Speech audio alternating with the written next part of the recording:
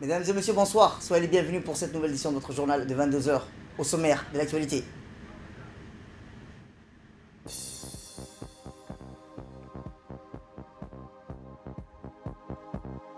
À la une dans l'actualité nationale, signature du plan de travail 2021-2022, le ministère de la Santé et l'UNICEF. Et dans l'actualité internationale, réouverture de l'ambassade française en Libye.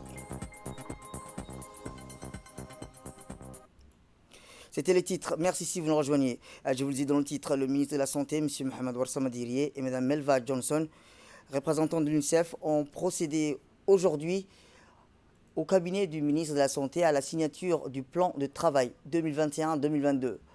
Ce plan de travail s'inscrit dans le cadre du programme de coopération intitulé Survie et développement de l'enfant. Cette cérémonie de signature s'est déroulée en présence des cadres du ministère de la Santé et de l'UNICEF. Le programme de coopération 2021-2022 entre le ministère de la Santé et l'UNICEF permettra d'appuyer 7 domaines d'action du ministère de la Santé, du programme élargi de vaccination assurée, un paquet minimum de services curatifs et préventifs et de qualité en matière de santé et de nutrition. Rappelons que ce plan de travail annuel 2021 entre le ministère de la Santé et l'UNICEF s'élèvera à 44 milliards de dollars. Suite à cette signature, le ministre de la Santé s'est engagé que le fonds mis à la disposition du ministère seront utilisés pour atteindre les objectifs. Le ministre de la Santé saisit cette opportunité qui lui a été offerte pour remercier Mme Melva Johnson, représentant de l'UNICEF, pour l'appui constant et régulier qu'apporte l'UNICEF à la République de Djibouti et à tout particulièrement au ministère de la Santé. Toujours dans le domaine de la santé, cette fois-ci dans le cadre de lancement de la campagne de vaccination contre la pandémie du Covid-19. Ce lancement de la campagne de vaccination pour les personnes âgées s'est déroulé d'une manière ordonnée au site du Palais du Peuple. Rappelons que cette vaccination est destinée à toute personne au-delà de 55 ans. L'objectif de cette campagne est d'instaurer puis protéger nos personnels soignantes. Le comité de vaccination a supervisé le bon déroulement de cette activité de campagne nationale de vaccination contre le Covid-19 en milieu de la population concernant les personnes âgées. Plus généralement, la République de Djibouti est l'un des premiers pays de la région à entamer un processus de vaccination collectif de sa population contre la pandémie du Covid-19. On a reçu une première dose de vaccin AstraZeneca. Donc très bien, super bien organisé. Et puis j'espère que tout le monde va pouvoir se faire vacciner rapidement. Donc vraiment c'est une bonne chose avec tout ce qui arrive dans le monde. Heureux de voir que Djibouti, on est dans les premiers à se faire vacciner. Vraiment bien. J'espère que tout le monde va pouvoir en profiter rapidement. Écoutons ces quelques réactions des bénéficiaires du vaccin contre la Covid-19.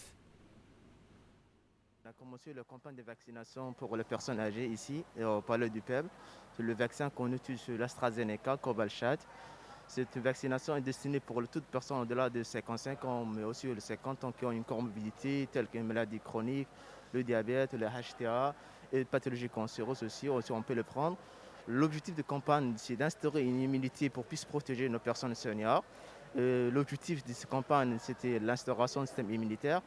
Même ici, c'est le Palais du Peuple qu'on utilise le premier instauration. Cette vaccination a pour aussi permettre de protéger les personnes seniors dans notre pays. Sans oublier, j'ai aussi prévenir aussi pour notre concitoyen de se munir leur carte d'identité et un numéro de téléphone pour qu'ils puissent le contacter pour le rendez-vous s'il y a un cas de modification. Et une autre chose aussi pour les personnes seniors qui ont une maladie chronique, qui prennent le traitement, on souhaite vraiment de rapporter leur ordonnance pour plus éliminer s'ils prennent des anticoagulants ou d'autres médicaments qui peuvent contre-indiquer à cette vaccination. C'est qu'on a ici l'AstraZeneca. Direction le Sud, où l'association Karma Karen a organisé cette semaine une journée omnisport dans la ville de l'Unité. Plusieurs disciplines sportives ont été à l'honneur. Le football, tel que le basketball, le volleyball, le handball, les courses de fond ainsi que des combats d'arts martiaux proposés par la fédération Shaolin Wing Chun, une spécialité locale enseignée par maître Abdallah Moussa.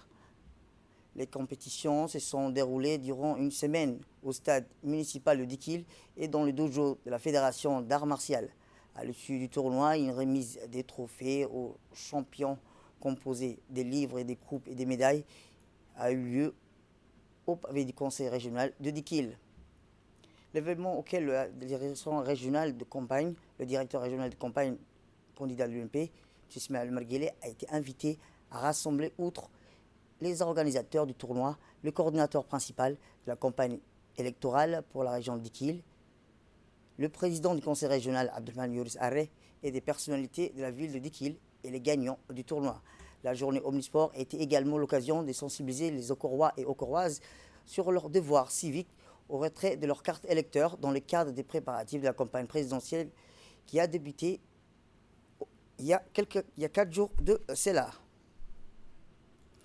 Et dans la page nécrologique pour clore l'actualité nationale, c'est avec consternation que nous apprenons le décès de feu Ali Ahmed Sultan, qui est survenu aujourd'hui à Djibouti, sportif joueur de basketball.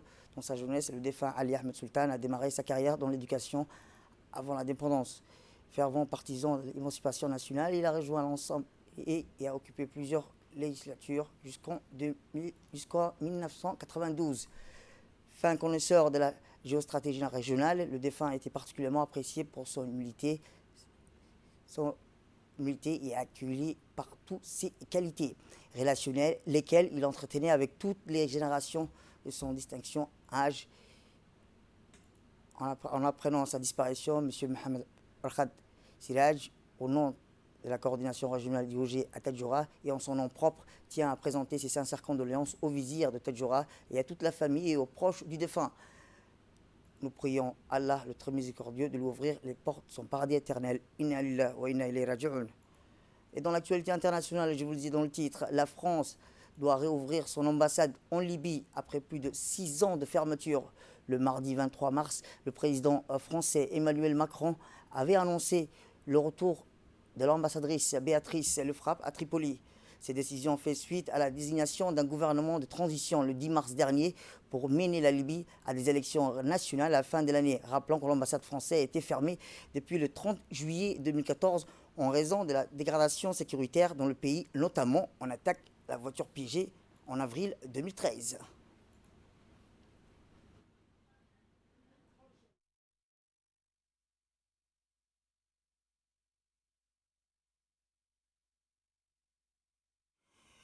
Et enfin, dans l'actualité internationale, l'accélération des livraisons des vaccins permet à l'Europe de voir la lumière au bout du tunnel. Et en dépit de la 3e vague de Covid-19 qui déferle et affirme dimanche, le commissaire européen, la plus ancienne mosquée de Londres vient à son tour d'être transformée en centre de vaccination. Le Royaume-Uni poursuit sa campagne de plus de 30 millions de personnes ont déjà reçu une première dose, avec 57% d'adultes partiellement vaccinés du pays. Eh bien, c'est la fin de cette édition. Tout de suite, le journal spécial élection avec Asma Oubakar. Restez avec nous, le programme continue sur Télé Djibouti.